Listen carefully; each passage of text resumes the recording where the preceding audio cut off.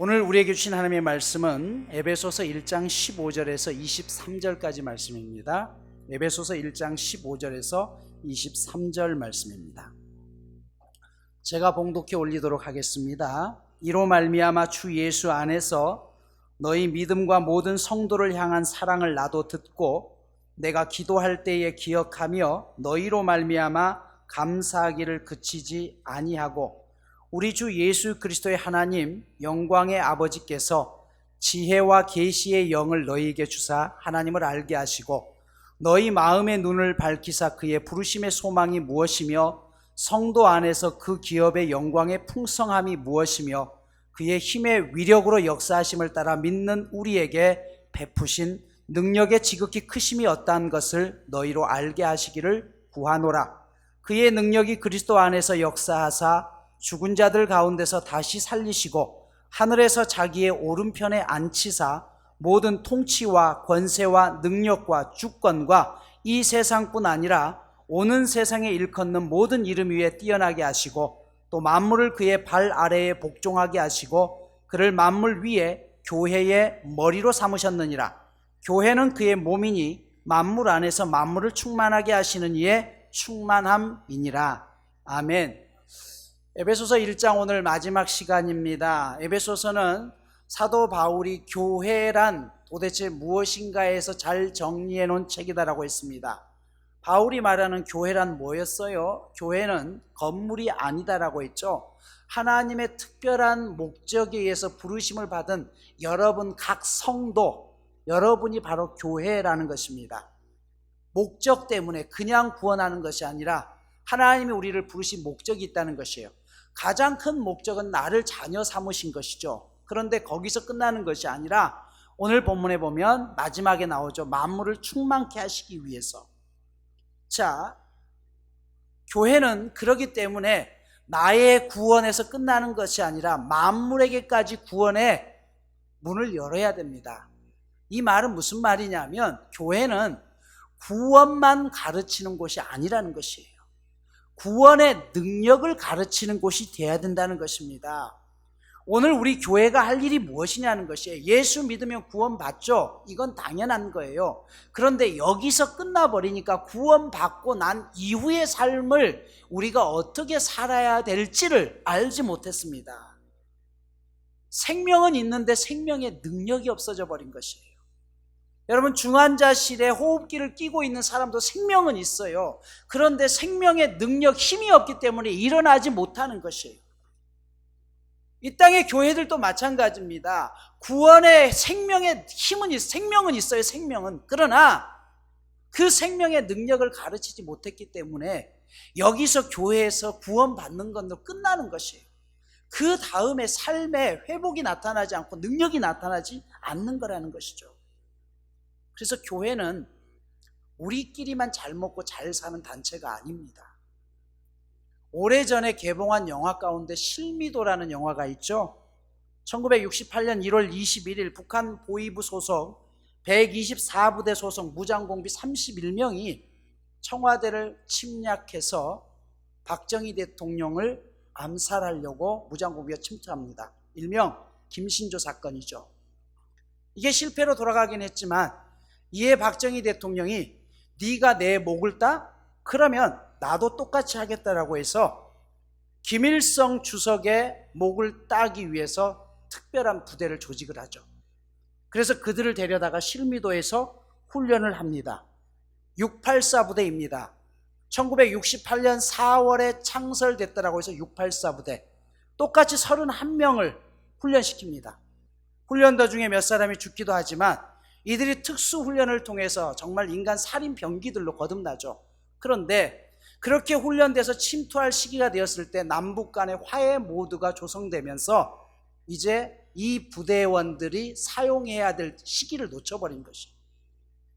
그래서 부대장이 뭐라고 이야기해요? 이들은 잘 훈련된 용사들이니 이대로 놔두면 안 된다. 우리를 차라리 월남전에라도 내보내달라고 이야기하지만 정부에서 이들의 실체 자체를 비밀리에 조직했기 때문에 이 부대가 있다는 것 자체가 알려지면 안 됩니다. 그래서 위에서 뭐라고 이야기해요? 죽여버리라고 하죠. 죽여라. 그 목적이 사라지니까 지금까지 키워왔던 그들이 이제는 위협적인 존재가 된 것이에요. 그래서 죽이라고 하니까 그들이 인천 송도에서 버스를 탈취해서 청와대를 향하다가 결국은 그 중에서 사살당하고 버스에서 스스로 자폭함으로 이들의 존재가 전부 다 사라지게 됩니다. 여러분, 왜 이런 비극이 일어났습니까? 사용해야 될 힘은 있는데 그 힘을 사용할 공간이 없는 거예요. 어디다가 써야 되는데. 그래서 어떻게 해요? 그게 오히려 문제가 되는 것이에요. 여러분, 교회 안에서 하나님께서 여러분들의 능력을 가지고 여러분의 삶에, 여러분의 지혜에 모든 것들을 가져다가 이 안에서 정말 아름답게 훈련을 하잖아요. 바보들이 아니고 세상의 지식인들, 세상의 똑똑한들, 여러분들의 권세, 여러분들의 부, 여러분의 능력들이 차고 넘치는 것이, 모여진 것이 교회 아닙니까? 그런데 이 교회에서 밖으로 풀어놓지를 못하니까 이 안에서 전쟁이 일어나는 것이에요. 그래서 교회가 깨지고 아파하는 것이죠. 바울은 이 일을 위해서 하나님이 우리를 부르신 성도의 축복이 얼마나 귀한지를 먼저 깨닫게 하죠. 그래서 예수 믿음의 축복이 뭐라고 해서 세 가지로 이야기합니다. 첫 번째가 하나님의 자녀가 된 복이라고 했죠. 여러분, 믿음의 원뜻이 뭐라고 했어요? 기댄다라고 했죠. 전능하신 하나님 아버지를 기댈 힘이 있는 것이에요. 우리가 그런 분을 하나님으로 아버지로 모시고 있으니 내 힘이 얼마냐? 그래서 너희가 이 땅을 살면서 기죽지 말라는 것이에요. 너는 내 자식이고 내 아들이고 내가 너를 피로 샀기 때문에 내가 너를 책임져 주겠다라고 말씀합니다. 두 번째 뭐라고 했어요? 죄 용서의 복을 주셨다라고 했어요. 어떤 죄도 죄의 삭은 사망이지만 예수 그리스도께서 피 흘려 우리의 모든 걸 덮었잖아요. 여러분, 이 주먹이 보이지만 주먹으로 덮으면 보이지 않듯이 밖에서 봤을 때는 예수의 피로 다 덮어버렸다는 것이에요. 이게 뭐예요? 속죄함, 속량이라고 했어요. 그런데 이 속량이 우리에게만 있는 게 아니라 하나님은 모든 인류를 다 속량하시기를 원했습니다. 그래서 이 속량의 사실을 알려주는 게 뭐라고요? 죄 사함의 소식을 알려야 된다고 했죠. 여러분, 판사가 땅땅땅 너 무죄라고 하면 무죄입니다. 그런데 그거 알려줘야 돼요. 그게 우리의 사명이라는 것입니다. 이게 속량과 죄 사함의 관계라고 말씀을 드렸습니다. 세 번째, 성령 하나님께서 우리 마음에 오셨다라고 했잖아요. 말씀이 육신이 되어 우리 가운데 거하신다라고 했어요. 하나님의 능력은 말씀으로부터 옵니다. 하나님은 눈에 보이지 않잖아요. 그 말씀을 믿고 그것을 내 마음에 받아들이면 내가 하나님의 자녀가 됐고 성령이 계신다라고 에베소서 1장에 말씀하셨잖아요. 그 말씀을 들으면 믿어지는 거예요. 이게 뭐예요? 내가 믿겠다라고 해서 믿어지는 게 아니라 성령께서 내 안에 계시는 증거라니까요. 그래서 구원의 복음을 듣는 것이요, 그것이 믿어지는 것이고, 그러면 성령이 우리를 인치셨다, 도장으로 찍으셨다라고 했죠. 그러니 사도 바울은 신앙생활하면서 힘들고 어렵지만 하나님이 우리 아버지가 되시고 죽을 수밖에 없는 사형수였던 우리를 살려주셨고 성령의 능력이 우리 안에 계시니 이것이 어찌 기쁘고 감사하지 않겠느냐라고 이야기합니다. 사도 바울은 이 감격 때문에 편지를 쓸 때마다 늘 감사라는 말을 빼뜨리지 않아요. 지금 로마의 감옥 속에 있지만 그 감옥에서도 에베소 교회를 향해서 감사하면서 두 가지 감사를 합니다. 이로 말미암아 너희로 말미암아, 지난 시간 말씀드렸죠. 바울이 에베소 교회를 3년 동안 목회 사역을 마무리하고 그 교회를 떠나면서 장로들과 성도들을 불러서 아직 연약한 교회에 믿음과 사랑이 넘치도록 해달라고 부탁을 합니다. 교회를 잘 부탁합니다. 그리고 그가 떠나갔어요. 그리고 로마의 감옥에 있는데 이 교회가 정말 믿음과 사랑 안에서 잘 자라난다는 소식을 들은 거예요. 그래서 사도 바울이 이로 말미암아 감사하다는 거예요. 힘들지만 너희들이 잘 이겨내고 잘 자라고 있으니 내가 감사하다라고 고백하는 것이에요. 두 번째로 너희로 말미암아 감사하다라고 했어요. 여러분, 너희로 말미암아는 다른 사람으로 말미암는 감사였습니다. 교역자가 자신이 목회하던 교회를 떠나서 다른 곳에 갔는데 그 교회가 내가 목회했을 때보다 더 부흥한대요. 당연한 감사겠죠. 그런데 이게 잘 안 돼요, 사람은. 안 그래요? 똑같이 있는데 내 자식보다 다른 집에 내 옆집의 자식이 더 잘 돼요. 당연하게 감사해야 되는데 안 된다니까요. 시기가 나고 질투가 나는 거예요. 여러분, 똑같이 교회가 세워졌는데 옆 교회가 더 잘 돼요. 그러면 하나님이 저 교회 축복 주시는구나 라고 기뻐해야 되는데 아니죠. 화가 나요. 이게 인간의 생리라는 것이에요. 그런데 사도 바울은 그 모든 것들이 감사하다는 것이에요. 왜? 나를 부르신 목적을 알기 때문에. 나를 부르신 목적은 나만을 통해서 교회를 세우는 것이 아니라 내 주위에 있는 여러분 각 사람들을 통해서 그들이 가는 곳마다 살아나는 역사가 일어나야 되는 걸 알기 때문에, 그래서 곳곳에서 살아나는 소식들, 부흥하는 소식들, 잘 되는 소식을 보면서 너희 때문에 내가 감사한다라고 고백하는 것입니다. 그러면서 사도 바울이 이 말이 진실로 나의 믿음의 고백이 되기 위해서 우리가 기도해야 될 거 있다라고 이야기해요. 그 기도의 내용이 17절부터 이어지는데 17절에 보면 첫 번째로 뭐라고 이야기하냐면, 우리 주 예수 그리스도의 하나님 영광의 아버지께서 지혜와 계시의 영을 너에게 주사 하나님을 알게 하시고, 첫 번째 기도가 하나님을 알게 하소서라는 기도예요. 그리고 두 번째가 18절에 보면 너희 마음의 눈을 밝히사, 다시 말해서 내 마음의 눈을 밝혀주세요라고 기도합니다. 그런데 이 마음의 문이 어떤 마음의 눈이에요? 계속 나오는데, 첫 번째로 부르심의 소망이 과연 무엇인지, 두 번째 성도라는 기업의 영광이 얼마나 풍성한지를 알게 해달라고 있고, 세 번째 하나님께서 베푸신 능력이 얼마나 크신 것인지를 보게 해달라고 이야기해요. 사도 바울은 이 기도가 바울 자신의 기도이지만 우리 모두의 기도가 돼야 된다라고 이야기해요. 이 기도를 할 수 있어야 된다는 것이에요. 자, 하나님을 알게 하소서, 이게 사도 바울의 첫 번째 기도 제목이었다라고 말씀드렸어요. 가끔 제가 어린 신자들에게 기도하는 법을 가르칠 때 손가락 기도를 가르쳐 드립니다. 어떻게 목사님 기도해야 돼요? 라고 할 때 첫 번째 엄지, 대장이죠. 아버지예요. 아버지 하나님을 부르는 거예요. 우리의 대상은 아버지 하나님이라는 것이에요. 두 번째, 엄마가 있어서 감사한 거예요. 그래서 아버지 하나님 감사합니다. 우리의 기도의 제목이, 감사의 기도의 제목이 반드시 있어야 된다는 것이에요. 세 번째, 손가락은 제일 큰데 세 번째는 특별히 하는 게 없어. 교만해. 그래서 어떻게 해요? 죄송합니다. 죄 용서. 기도하라는 거예요.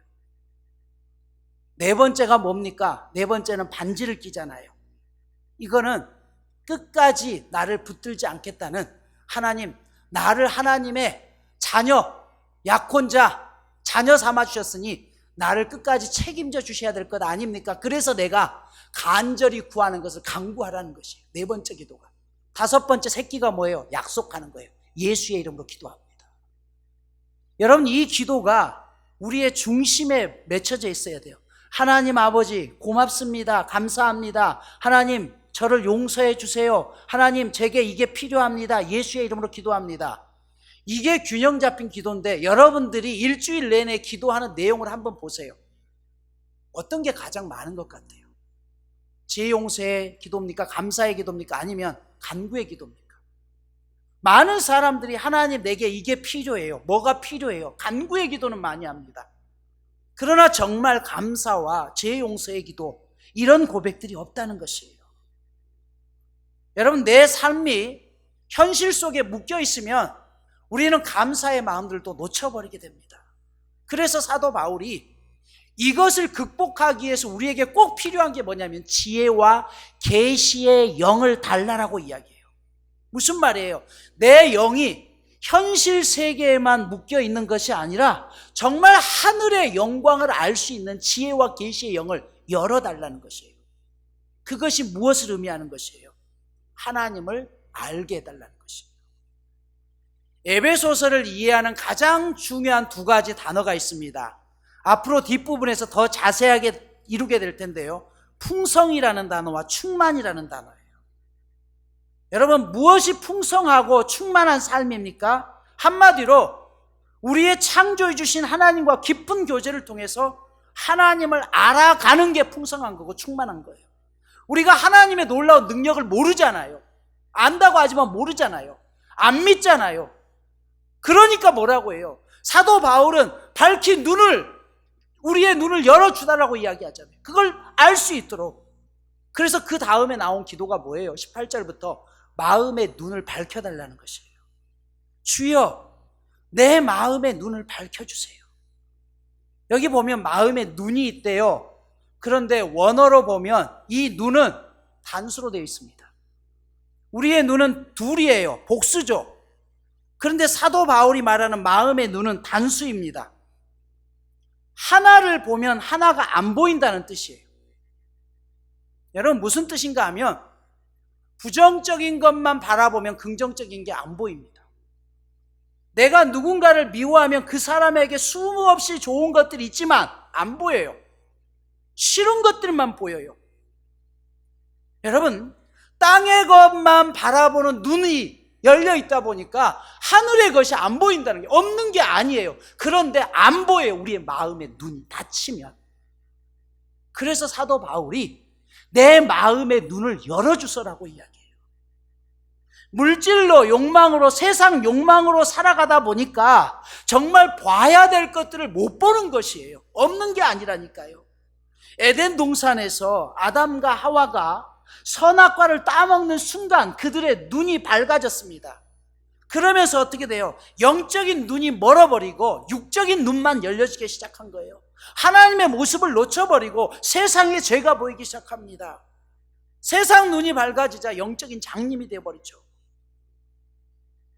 오늘 우리도 마찬가지예요. 하나님께서 우리의 마음을 열어주지 않으면 세상에 돈이 좋고 명예가 좋고 권력이 좋고 건강이 필요하고 환경이 소중하다라고만 느끼는 것이에요. 하나님은 그냥 관념적인 하나님, 그냥 나중에 내가 어려울 때나 찾는 하나님. 그래서 뭐예요? 하나님이 항상 멀리 계신 것처럼 느껴지는 것이죠. 그래서 사도 바울은 오늘 뭐라고 이야기해요? 이 마음의 눈을 밝혀주기 위해서 필요한 세 가지가 있다라고 이야기해요. 세 가지를 보여주십시오. 첫 번째가 부르심의 소망이 무엇인지 본문에 계속 나오죠. 두 번째, 성도라는 기업의 영광이 얼마나 풍성한지. 셋째, 하나님께서 베푸신 능력이 얼마나 크신 것인지를 알게 해달라고 이야기해요. 자, 이 기도를 반드시 우리가 해야 된다는 것이에요. 그의 부르심, 이걸 뭐라고 그래요? 소명이라고 이야기합니다. 마음의 눈이 밝아지면 그때부터 나를 부르신 하나님의 뜻이 보이기 시작하는 거예요. 여러분, 회사에서도 내 마음이 사장님의 마음을 이해하게 되면 사장님이 무엇을 시키더라도 나를 왜 시키는지 그 소명을 알게 돼요. 그런데 그것을 모르면 왜 나한테 이런 거 시켜? 라고 불평을 하게 되죠. 여러분, 나의 소명, 나의 부르심을 깨달을 때 하나님이 나를 이곳에 있게 한 이유를 깨닫게 되는 것이에요. 나라는 존재 가치를 알게 되는 것이에요. 내가 왜 이 땅에 태어났는지를 깨닫게 되는 것이에요. 예수를 믿으면 아무렇게나 살다가 천국 가는 것으로 끝나는 것이 아니라 왜 내가 과거에 그런 고난을 당했고 지금 내가 왜 이 환경을 견뎌내야 되고 미래의 내 삶이 얼마나 가치 있는지를 정확하게 깨닫게 되는 것이에요. 사도 바울이 다메섹에서 예수를 만나면서 그의 소명을 발견하잖아요. 그 전에는 어떤 사람이었어요? 예수는 미치광이다. 그 미친 예수를 쫓는 저놈들도 미친놈들이다. 할 수 있는 한 저 미친놈들을 내가 다 죽여야 된다. 이게 사도 바울의 목적이었습니다. 그런데 다메섹에서 예수를 믿고 난 다음에 예수는 미친 사람이 아니라 나 같은 죄인을 이처럼 살려주시고 나를 부르신 너무나 귀한 분, 천국의 모습을 보여주고 구원의 능력을 주신 그분임을 알면서 그의 인생이 바뀌잖아요. 목적이 달라진 것이에요. 여러분 안에 가정을 향한 부르심이 있습니다. 불신 가정에서 혼자 예수 믿고 있습니까? 우리의 마음의 눈이 닫혀 있으면 하나님, 지지리도 나는 복도 없죠. 왜 이런 가정에 나를 보내셔서 나를 힘들게 합니까? 라고 생각하죠. 그런데 내 마음의 눈이 밝혀지면 어떻게 돼요? 하나님이 나를 이곳에 부르신 이유는 나를 통해서 너와 내 가정이 구원을 받으리라는 그 약속을 주시기 위함이다라고 바뀌는 것이에요. 그때 내가 견뎌낼 수 있는 힘이 생기는 것이고 이 가정에 살아야 될 목적이 생기는 것입니다. 이게 없으니까 쓰러지는 것이잖아요. 여러분, 우리 교회로 여러분을 부르신 목적이 있다니까요. 여러분의 직장에 여러분을 부르신 분명한 목적이 있는 것이에요. 은사를 주시고 사명을 주신 이유가 여기에 있습니다. 여러분, 하나님 보시기에 성도들이 많이 모이는 교회의 목사가 귀할까요? 아니면 시골에서 10명, 20명 모시고서 목회하는 목사님이 귀할까요? 이 부르심의 소망이 없어지면요, 10명, 20명 실패했다라고 생각해요. 성공했다, 많은 교회. 과연 목회의 성공과 실패가 어디에 있습니까? 어떤 분이 귀할까요? 정말 하나님 보시기에 숫자가 많고 적은 것이 아니라 그 현장에서 최선을 다하는 목회자를 하나님은 귀하게 여기십니다. 직업이 무엇이냐가 여러분 중요한 게 아니에요. 내 직업이 무엇이냐를 떠나서 정말 내 직업 가운데 최선을 다하는 그분들을 하나님은 귀하게 여기는 것이에요. 성경에 나오는 달란트 비유가 무엇을 의미해요? 5달란트, 2달란트, 1달란트를 주었죠. 그런데 그 중에 1달란트 받은 사람만 하나님 앞에 책망을 받았습니다. 하나님께서 칭찬하고 책망할 때 그들을 어떤 기준으로 이야기했어요? 네가 많이 남겼느냐? 그거 가지고 했나요? 아닙니다. 너에게 맡겨진 것을 가지고 네가 얼마나 최선을 다했느냐, 그것을 따지신 거예요. 1달란트 가진 사람은 그걸 땅속에 묻어뒀어요. 아무 노력도 안 했다는 것이에요. 그래서 주님이 뭐라고 그래요? 1달란트 받은 사람을 향해서 이렇게 얘기하죠. 그 주인이 대답하여 이르되 악하고 게으른 종아, 나는 심지 않은 데서 거두고 해치지 않은 데서 모으는 줄로 네가 알았느냐? 돈을 날렸다고 책망하는 것이 아니라 게으름에 대해서 너는 악한 사람이다라고 이야기해요. 우리 중에 여러분 세상에 사는 엿새 동안 못된 짓 하면서 돌아다니고 사람 두들겨 패고 강도짓 하는 사람 있습니까? 없죠. 우리는 그런 사람들을 악하다고 이야기해요. 그런데 주님이 악하다고 하는 사람은 뭐예요? 아무것도 하지 않는 사람을 악하다라고 이야기해요. 내가 왜 여기에 있어야 되는지, 내가 왜 직장 생활을 해야 되는지, 왜 내가 내 가정에 있어야 되는지 하루하루 죽지 못해 살아가는 그런 인생을 보면서 악하다라고 이야기한다는 것이 우리가 새겨드릴 수 있어야 됩니다. 왜요? 부르심의 소명을 놓쳐버렸기 때문입니다. 여러분, 우울증에 걸리면 왜 죽고 싶어요? 삶의 의미가 사라지니까 죽고 싶은 거죠. 제가 고등학교 2학년 5월 달부터 고3 5월 달까지 1년 동안 할 수 있는 건 다 해봤어요. 인생의 목표가 사라졌어요. 1년 동안 제 가방에는 청산가루가 늘 있었어요. 나 건들면 죽어버려, 이런 마음이었어요. 그래서 이때부터 공부해야 될 목적이 없잖아요. 수업 시간에 당구장에 가서 당구 치고, 여러분 제 시대만 해도 당구장에 들어간다는 것 자체가 불량배들이었습니다. 그때 술도 마셔봤고요, 담배도 피워봤어요. 어차피 죽을 거 내가 할 수 있는 거 다 해보자. 그러다가 1년간의 방황 끝에 고3 5월 달에 하나님을 제가 인격적으로 정말 만난 거예요. 그때 제 목표가 바뀌었어요. 이렇게 살면 안 되겠다. 나도 이 경험을 되살려서 누군가를 살리는 삶을 살아야겠다. 그래서 신학을 해서 목사가 되게 된 겁니다. 여러분, 소명이라는 게 이처럼 중요한 거예요.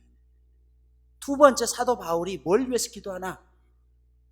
마음의 눈이 밝아지면 성도가 가지고 있는 기업이 얼마나 풍성한지를 알게 해달라고 기도해요. 성도의 마음 눈이 밝아지면 오늘 본문에서 3가지가 보인다고 그래요. 이 세 가지가 무엇입니까? 18절과 19절에 보면 소망과 풍성과 능력입니다. 절망의 반대가 뭐예요? 소망이에요. 왜 절망합니까? 소망이 없으니까. 왜 자살하려고 그래요? 소망이 없으니까. 그런데 성경은 우리가 하나님의 부름을 받고 예수를 믿는 순간 우리에게도 사라지지 않는 소망이 있다라고 했어요. 그것을 사도 베드로는 산소망이라고 했어요. 산소망. 그 이유는 죽을 수 없는 소망, 없어지지 않냐는 소망이라는 것이에요. 이것을 우리는 천국의 소망이라고 이야기하죠. 단순히 예수 믿고 천국 간다는 식의 소망만이 아니라 왜 우리가 천국에 대한 소망을 가지고 있어요? 여러분 죽으면 천국 가고 싶죠? 안 가고 싶으세요? 근데 왜 가고 싶으세요? 왜? 아니, 천국에 가고 싶으면 갈 이유가 있어야 될 거 아니에요. 뭐 때문에 가고 싶은 거예요? 그냥 하나님이 가라고 하니까? 아니잖아요. 이 세상과 다른 인생, 성경에 나와 있잖아요. 다는 모르지만 더 이상 눈물도 고통도 아픔도 없고 어떤 이런 이 세상에서 애쓰고 수고하면서 정말 힘든 과정들 겪지만 거기에는 더 이상 슬픔이 없고 기쁨만 있고 소망만 있고 행복함이 있고 이런 것들을 누리기 위해서 천국 가고 싶은 것 아니에요? 그러기 때문에 여러분 그 소망 때문에 신앙생활 하는 게 쉬우세요? 어렵잖아요. 그런데 그 소망이 있기 때문에 이겨내는 것 아닙니까? 이게 산 소망인 거예요. 욥이 자신의 가족을 다 잃고 재산도 다 잃고요. 자신의 온몸의 종기가 얼마나 심했는지 기왓장으로 박박 긁었다고 했어요. 그러면서 그가 욥이 기도했던 기도의 제목이 있어요. 우리 같으면 그런 상황에서 어떤 기도할까요? 하나님 내 병 좀 고쳐주세요. 나 이러면서 정말 죽을 것 같아요. 근데 욥은 그런 기도하지 않아요. 그 절망의 상황 속에서 욥이 기도한 것은 영적으로 하나님 앞에 멀어지지 않기를 위해서 기도했습니다. 그러면서 욥이 하나님 앞에 물어요. 하나님, 왜 이 땅을 살아가는데 의인이 이렇게 많은데 그 의인들이 애매한 고난을 당해야 돼요? 죄가 없는 의인들이 죄 때문에 맞는다면 이해가 되는데 왜 죄가 없어 보이는 그들이 고난을 당해야 되고 저기 보기에 저 사람들은 쳐 죽어도 부족한데 저 악인들은 고난은커녕 점점 더 잘 되는 이 현상을 어떻게 이해해야 됩니까? 하나님 도대체 그 이유가 뭐예요? 끊임없이 질문합니다. 욥이 대답을 얻었어요? 못 얻었어요? 얻어요. 그런데 하나님이 그 질문에 대해서 대답해 주나요? 의인이 고난받고 악인들이 형통한 거 내가 이래서 그렇다라고 해요? 아니요. 아무 말씀하지 않아요. 스스로 얻어낸 답이에요. 욥이 나중에 뭐라고 해요? 하나님은 끝까지 욥의 질문에 대해서 침묵하십니다. 그런데 욥은 그 치열한 과정을 알기 위해서 하나님 앞에 몸부림치면서 하나님을 더 가까이 알게 된 거예요. 그래서 욥이 뭐라고 했어요? 전에는 하나님을 내가 귀로만 들었는데 이제는 내 눈으로 주님을 뵙니다라고 고백해요. 하나님이 이건 이렇다라고 답하지 않았어요. 그런데 그 질문을 가지고 영적으로 멀어지지 않게 해서 끊임없이 씨름하는 과정 속에 그래도 하나님의 뜻은 어디에 있고 분명 하나님은 살아계신 분이요 믿어 그 주님을 더 확실하게 고백하게 되었다는 것입니다. 여러분 우리가 수없이 기도해도 기도의 응답이 10년 20년 아니 내가 살아있는 동안에 이루어지지 않을 때도 분명히 있습니다. 그러나 그렇다고 해서 하나님이 나를 사랑하지 않는 게 아니라 그것 때문에 내가 하나님 앞에 씨름함을 통해서 하나님을 더 깊이 알아가게 되는 게 축복이라는 것이에요. 여러분 이것이 산 소망입니다. 우리가 이것을 볼 수 있다면 주눅들 필요가 없다는 것입니다. 마지막으로 사도 바울은 성도의 마음의 눈을 밝혀 하나님의 능력이 얼마나 크신지를 알고 담대히 살아갈 수 있도록 나를 도와달라고 기도하고 있습니다. 돈의 능력 앞에서 낙심한 사람들, 권력 앞에서 속상한 사람들, 지식의 힘 앞에서 자존심 상한 사람들, 그들에게 하나님의 능력을 의지하며 사는 것이 얼마나 당당한지를 알게 해달라는 것이에요. 그래서 18절에 보면 마음의 눈을 밝혀달라고 이야기합니다. 여러분, 현실 속에 있잖아요. 권력이 싫어요? 좋잖아요. 돈 싫어하시는 분 있어요? 좋잖아요. 다 가지고 싶잖아요.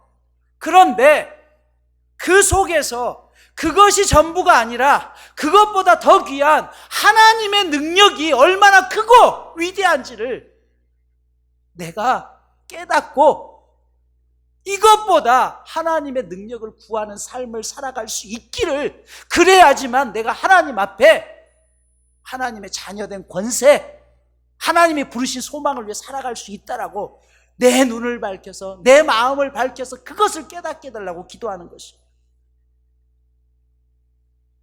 여러분, 이 사실을 믿을 때 우리가 할 수 있는 게 무엇이에요? 오늘 보면 마지막 절이죠. 22절 23절, 또 만물을 그의 발 아래 복종하게 하시고 그를 만물 위에 교회의 머리로 삼으셨느니라. 자, 이 일을 깨달을 때 왜 하나님이 교회를 선택했는지가 여기에 나오는 것이에요. 여러분, 에베소 성도들을 향해서 기대를 모아 그들을 위해 기도하던 사도 바울이 마지막 대목에서 그리스도의 몸으로서 교회를 말한 이유가 바로 여기에 있습니다. 이 본문을 유진 피터슨 목사님이 쓴 메시지 성경으로 읽어드리면 이렇게 써져 있어요. 여러분도 알다시피 교회는 세상의 변두리가 아니라 세상의 중심입니다. 교회는 그리스도의 몸입니다. 그분은 교회 안에서 활동하시며 교회를 통해 만물을 자신의 임재로 가득히 채우십니다. 여러분, 무슨 말이에요? 초대교회는 당시 세상을 정복했던 대로마 제국에 비하면 한 줌의 흙밖에 안 되는 아주 연약한 존재였습니다. 예수를 믿는다는 이유 앞에 수많은 사람들의 짐승이 밥이 되었고 죽어갔습니다. 너희가 믿는 예수가 이기느냐? 나의 황제의 힘이 크느냐? 그런데 그 한 줌의 죄밖에 안 됐던 그들이 나중에 어떻게 해요? 로마 제국을 통째로 삼켜버립니다. 로마 제국이 기독교가 되잖아요. 여러분, 하나님이 보이신 게 뭐라냐? 바로 이거라는 거예요. 너희가 보기에는 아무 힘도 권세도 없는 연약한 것 같지만 하나님은 교회를 만물의 머리에 세웠다는 것이에요. 교회가 예수의 몸이니 너희가 하는 것이 아니라 예수님께서 이 세상을 힘으로 정복하는 것이 아니라 능으로 하나님의 권세로 정복하고 하나님의 살아계심을 온 땅 가운데 펼치실 것이다. 그래서 교회는 그리스도의 몸이고 우리는 그 몸인 우리가 하나님 앞에 만물을 충만케 할 수 있는 사명을 가진 자로 먼저 내 부르심에 확신이 있어야 된다는 것이에요. 사도 바울은 이 사실을 알았기 때문에 후반부에 가서 에베소서 3장에 보면 이것을 하나님의 비밀이라고 이야기해요. 세상 사람들은 모른다는 것이에요. 그리고 5장에서는 이것이 곧 하나님의 영광이다라고 이야기합니다. 여러분, 이 땅의 교회들이 연약하죠. 끊임없이 욕을 먹고 교회 안에도 많은 죄악들이 있습니다. 그럼에도 불구하고 이 땅의 소망은 교회가 있습니다.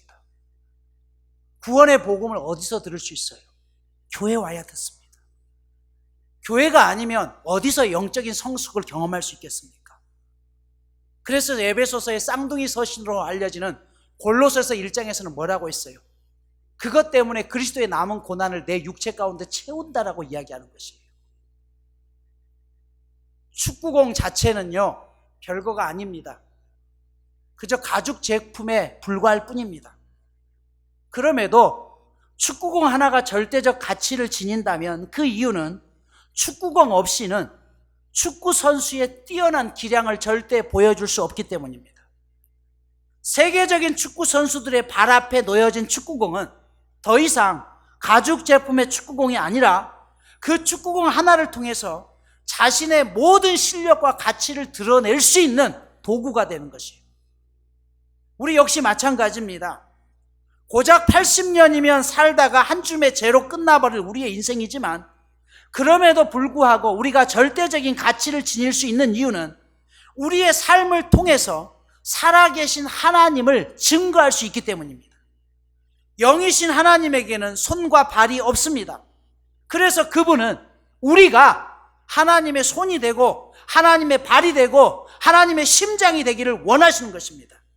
우리 각 사람을 통해서 하나님의 거룩하심을 이 땅 가운데 나타내기를 원합니다. 우리 연약한 우리를 통해서 너희가 세상의 중심이야.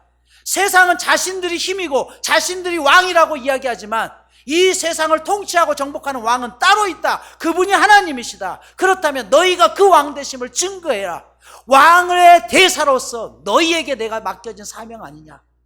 그러니 너희가 어찌 하찮은 존재가 될 수 있느냐. 너희는 세상에 누구보다 귀한 존재다라고 말씀하는 것입니다. 여러분, 이 사명을 가지고 내가 세상에 나가서 신앙생활을 하는 것하고 어쩔 수 없이 목사가 안 나오면 전화하고 목자가 맨날 귀찮게 하니까 그저 심심하니까 오늘 교회나 가볼까 라고 와서 신앙생활하는 사람하고 어떻게 신앙생활이 같을 수 있겠느냐는 것입니다. 마더 테레사 수녀님이 이런 말씀을 하시죠. 하나님께서는 나를 성공하라고 부르신 것이 아닙니다. 하나님께서는 나를 순종하라고 부르셨습니다. 여러분 믿으십시오. 하나님이 여러분을 하나님의 대사로 이 땅에 파송하셨습니다. 한 나라의 대사는 목숨을 다해서 그 일을 감수해야 되는 것이에요. 감당해야 됩니다. 그러기 위해서 우리에게 필요한 게 뭐예요? 내 마음의 눈이 밝혀져야 돼요. 왜? 하늘의 권세가 얼마나 큰지, 하나님의 자녀된 복이 얼마나 큰지. 그래서 이 세상의 것이 아닌 하늘의 눈을, 하늘의 권세를 깨달아야지만 내가 당당하게 서갈 수 있기 때문입니다. 여러분은 작지 않습니다. 여러분은 큰 용사입니다. 사랑하는 여러분, 여러분이 있는 삶의 현장에서 하나님의 왕 되심을 마음껏 증거할 수 있는 우리 모두가 되기를 간절히 소망합니다. 이 시간 우리 함께 기도하기를 원합니다. 하나님, 우리가 오늘 들은 말씀을 가지고 하나님의 왕 되심을 찬양하며 하나님이 주시는 그 마음의 눈을 열어주셔서 세상을 향했던 내 눈이 정말 하나님의 가치를 알 수 있는 그 눈으로 열려지게 하셔서 하나님 앞에 다시 내가 쓰임받게 하여 주옵소서. 함께 기도하며 나아갑니다. 오 하나님 아버지, 우리에게 주신 하나님의 영광이 있습니다. 하나님은 우리의 마음 문을 밝혀주셔서 이제 부르심의 소망이 무엇인지, 예수를 믿는 그 권세의 능력이 얼마나 큰지 하나님 깨닫게 하여 주시옵소서. 영이신 하나님 앞에 구원의 복음을 전할 자로 나를 선택하여 주셨습니다. 하나님, 이제 그 사명 끝까지 감당케 하여 주시옵소서. 하나님의 자녀된 권세가 내게 있습니다. 세상의 것이 아무리 크고 놀랍다고 할지라도 하나님의 권세 아래는 그 모든 것이 바람 앞에 티끌처럼 날아갈 줄 믿습니다. 오늘도 그 믿음을 가지고 주 앞에 나아갑니다. 나를 가정에 부르시고 내 직장에 부르시고 이곳에 부르신 하나님의 소명을 반드시 깨닫게 하여 주시고 그 뜻을 깨달아 아는 믿음의 백성 되게 하여 주시옵소서. 하나님 감사합니다. 우리에게 하나님을 알게 하셨고 하나님의 자녀된 권세를 깨닫게 하였습니다. 그러나 아직도 죄로 얼룩져 있던 우리의 마음을 이제 열어주셔서, 그래서 하늘의 존귀한 성도의 삶이 얼마나 풍성하고 귀하고 아름다운지 그 권세와 능력을 깨닫는 자 되게 하여 주시옵소서. 예수님의 이름으로 기도드리옵나이다. 아멘.